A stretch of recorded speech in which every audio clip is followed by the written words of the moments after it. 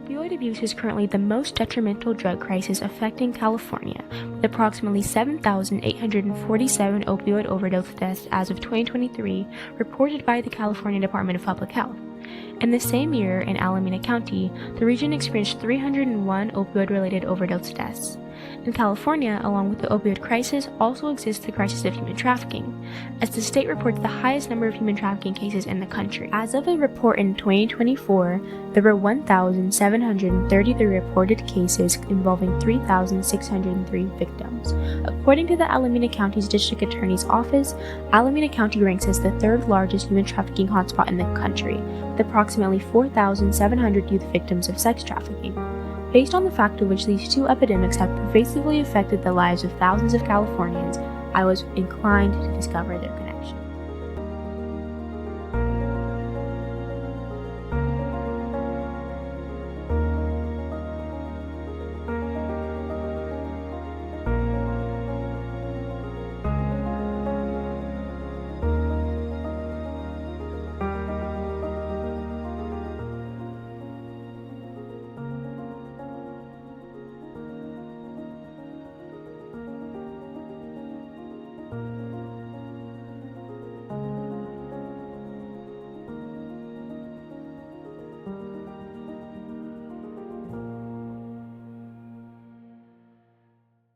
What we find is our young people, substance misuse isn't what leads them to exploitation, but they can develop a way of coping by utilizing them. So we may see our older girls, or what we like to call our Missy alum, those who have aged out of our program, they tend to have more of a substance misuse problem. And being unhoused is one thing for sure, but also mental health and not having services available to them, just the stark reality of what your life has been, and you're missing some of the key milestones in life that help you be successful as an adult.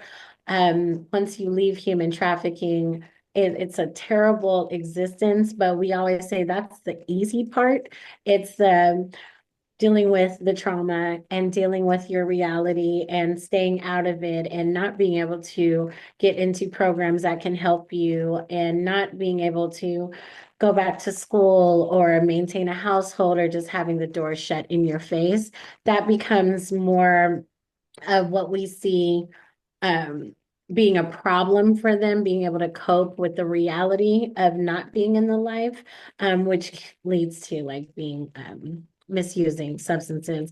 And yes, opioids, prescription drugs tend to be the drug of choice for a lot of them, but we haven't seen many overdoses. I believe that, more so abuse rather than, or like usage rather than overdoses.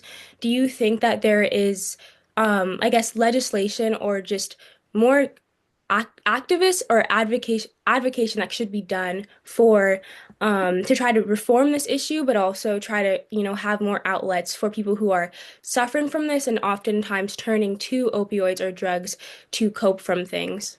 Oh, absolutely. 100%. I believe there should be more legislation. There should be more funding trickled down from other, we'll see, other disciplines and areas that money goes to in the Bay Area, specifically Alameda County.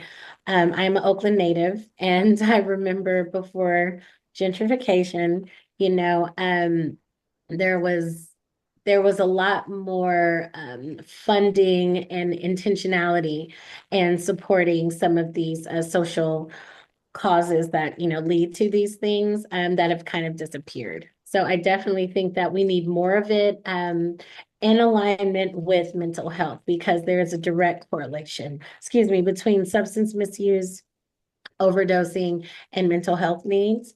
Also, you tend to see unhoused, like you said, unhoused individuals who are misusing substance have many mental health needs that are not being met as well. So I think if we have the conversation about the need for more legislation and funding and intentionality around the opioid epidemic, we also have to address mental health, because they go hand in hand many times.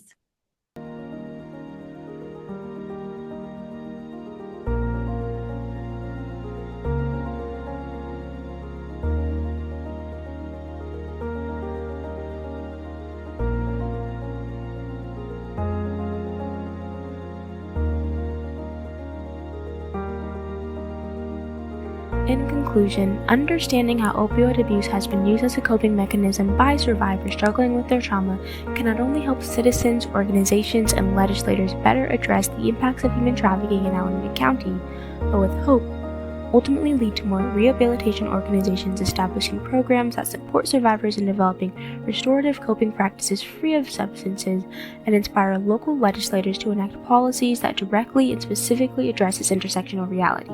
In order to bring light to this intersectional epidemic, we can no longer allow the crises of the most vulnerable to remain invisible.